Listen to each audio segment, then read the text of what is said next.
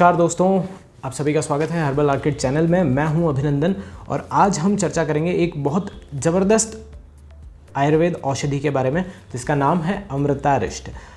जी हाँ दोस्तों, आज हम जानेंगे अमृतारिष्ट का परिचय, अमृतारिष्ट के घटक जो कंटेंट्स होते हैं वो, फ़ायदे, उसको लेने की जो मात्रा होती है, सेवन विधि वो, उसके जो लेते समय सावधानियाँ आपको रखनी चाहिए वो, और अंत में जानेंगे इसकी अवेलेबिलिटी, इसकी उपलब्धता आपको कहाँ कहाँ हो सकती है। तो सबसे पहले शुरुआत करते हैं इसके परिचय से।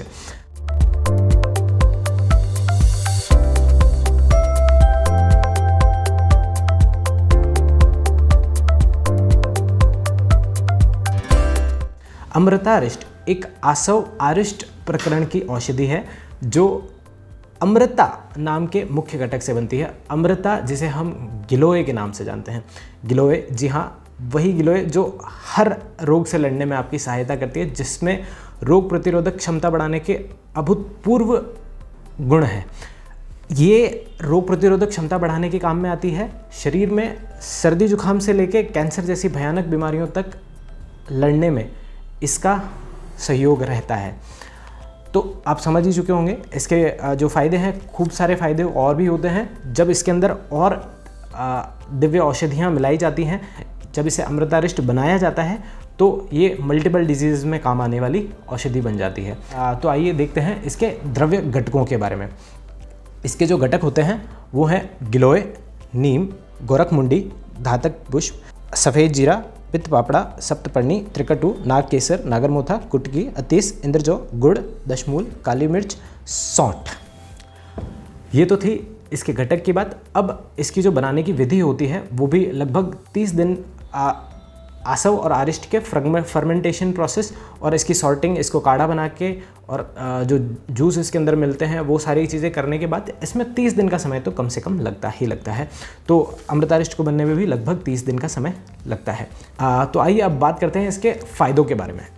इसमें सबसे पहला और सबसे मुख्य फ़ायदा जो है वो है रोग प्रतिरोधक क्षमता बढ़ाने का। रोग प्रतिरोधक क्षमता क्या होती है? जब शरीर में किसी भी प्रकार का रोग, चाहे वो जीवाणु जनित हो, विषाणु जनित हो, किसी बैक्टीरियल इन्फेक्शन से हो, या फिर किसी वायरल इन्फेक्शन से हो, या फिर बॉडी में कोई सिम्टम्स हों किसी भी और डिजीज़ के, या फिर किसी मौसम के बदलाव से, कोई भी परिवर्तन से, सर्दी जुकाम बुखार जैसी मौसमी बीमारियां हों, इन सब के अंदर अगर आपकी बॉडी के अंदर रोग प्रतिरोधक क्षमता बढ़िया है या अच्छी है तो ऑटोमेटिक ये वाली चीज़ें नहीं होंगी और होने से पहले ही गायब हो जाएंगी। अगर आयुर्वेद में एक अच्छी कहावत है, हितायु और शतायु। एक आयुर्वेद में कहा है हितायु हूँ और शतायु हूँ, आप 100 वर्ष तक जिएँ और अच्छे और स्वस्थ तरीके से जिएँ।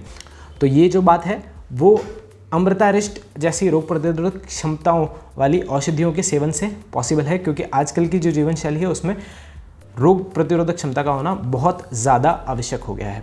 जब रोग प्रतिरोधक क्षमता बढ़िया होगी तो उम्र भी बढ़ती है और उम्र बढ़ने के साथ साथ शरीर बलवान और पुष्ट होता है। इसके आगे जो दूसरा पॉइंट है वो है सर्दी जुकाम आदि में। जब रोग प्रतिरोधक क्षमता बढ़िया होगी तो जो सर्दी से रिलेटेड, जो विंटर्स से रिलेटेड डिजीज़ेज़ हैं, या फिर किसी ठंडी चीज़ का सेवन करने से जो सर्दी जुकाम खांसी आदि के जो सिम्टम्स होते हैं वो गायब हो जाते हैं। जब रोग प्रतिरोधक क्षमता बढ़िया होती है तो ये ऑटोमेटिक ये डिजीज़ेज़ नहीं होती हैं, या अगर हो भी गई हैं तो आप इसके सेवन से उसको हटा सकते हैं। इसके बाद है उदर संबंधी विकारों में। पेट से संबंधित बहुत सारी बीमारियों में आसव आरिष्टों का बहुत अच्छा योगदान रहता है। अमृतारिष्ट भी उनमें से एक है जो पेट के लिए बहुत कारगर औषधि है। ये मंद पड़ी जठराग्नि को प्रदीप्त करती है। इसके अलावा जो एसिडिटी की प्रॉब्लम है, जो पेट दर्द है, आफरा है, जो पाचन शक्ति कमज़ोर हो जाती है, जैसे भूख नहीं लगती है, इन सारे उदर विकारों में ये बहुत प्रयुक्त औषधि है। आप इसका सेवन बेहिचक और बिना किसी नुकसान के कर सकते हैं। अगला फ़ायदा है एनीमिया में। एनीमिया जिसे हम पांडु रोग के नाम से जानते हैं, जिसमें खून की कमी हो जाती है या फिर जिसमें हेमोग्लोबिन लेवल जो होता है वो कम हो जाता है, तो उस सिचुएशन में अमृतारिष्ट आपके लिए बहुत कारगर औषधि है। एनीमिया जब लंबे टाइम तक चलता है तो ये इसमें दिन ब दिन शरीर कमज़ोर होता जाता है, थकान और तनाव भी बढ़ता जाता है। इसी के साथ साथ ये इससे कई बीमारियां और भी जन्म ले लेती हैं। अमृतारिष्ट उन सारे सिम्टम्स के लिए बहुत कारगर और बढ़िया औषधि है। ये रक्त का स्तर पुनः संतुलित करता है और रक्त स्रावित करने वाले हार्मोन्स को बढ़ाता है। इसी के साथ किसी भी तरीके का जो खून की कमी होती है, जैसे मासिक धर्म के समय अत्यधिक रक्तस्राव या फिर किसी चोट लगने की वजह से या किसी और पर्पज़ से, हर तरह के खून की कमी में आप इसको इस्तेमाल कर सकते हैं बिना किसी नुकसान के। जो लिवर होता है ये उसको भी स्ट्रॉन्ग करने का काम करती है, तो ये लिवर स्ट्रेंथन मेडिसिन भी है। लिवर जो होता है उसके अलग अलग स्टेजेस होती हैं, जिसके अंदर लिवर, फिर फैटी लिवर, उसके बाद एक और स्टेज, फिर उसके बाद लिवर सोराइसिस और उसके बाद लिवर का कैंसर हो जाता है। तो ये अलग अलग स्टेजेस होती हैं जब लिवर ख़राब होने की जो अलग अलग प्रोसेस होती है। तो एक स्वस्थ लिवर बनाने में इसका बहुत अच्छा रोल है, और आप लिवर की किसी भी कठिनाई से अगर जूझ रहे हैं तो इसका आप यूज़ ले सकते हैं। ये पाचन तंत्र को तो दुरुस्त बनाती है, उसके साथ साथ लिवर को साफ़ करने का और लिवर को वापस नया करने का काम करती है, और लिवर की वृद्धि को भी रोकती है। जो लिवर फैटी लिवर होता है उसको भी कम करती है। इसके बाद हम बात करेंगे मलेरिया, टाइफाइड और ऐसी बुखारों में जो क्या होता है, अलग अलग तरीके के, जैसे हमने परिचय में देखा था कि अलग अलग विषाणुओं, जीवाणुओं, बैक्टीरियल वायरल इन्फेक्शन से जो डिजीज़ेज़ आती हैं, जो सिम्टम्स आते हैं जैसे बुखार वगैरह, तो ये उन सब में भी कारगर है। इसी तरीके से टाइफाइड, मलेरिया, डेंगू, ये कुछ कॉमन डिजीज़ेज़ हैं जिनके अंदर इसका अच्छे से आप प्रयोग करके इन्हें दूर भगा सकते हैं। इसी तरीके से एक और होता है विषम ज्वर। जी हाँ, ये विषम ज्वर क्या होता है? विषम ज्वर के अंदर जब एक दिन छोड़ के एक दिन बुखार आना, या फिर 2 दिन सही रहता है व्यक्ति और तीसरे दिन वापस बुखार आ जाता है, फिर 2 दिन सही रह के तीसरे दिन वापस बुखार, तो ये जो होता है थोड़े अंतराल के लिए सही स्वस्थ होके वापस से बुखार आना, ये विषम ज्वर कहलाता है। तो इस केस में भी आप इसका प्रयोग लंबे टाइम तक करें, बहुत बढ़िया रिजल्ट मिलेंगे इसके अंदर। एक और तरह का ज्वर होता है जिसे हम शीत ज्वर कहते हैं, जिसमें ठंड लग के बुखार आना होता है। तो उस बुखार में भी ये बहुत बढ़िया औषधि है। इसके प्रयोग से हर तरह का ज्वर, हर तरह का बुखार ख़त्म होता है। फीवर एंटीफायरेटिक मेडिसिन इसे कह सकते हैं आप। इसके अलावा बहुत सारे ऐसे अनगिनत फ़ायदे हैं जो इसके थ्रू होते हैं।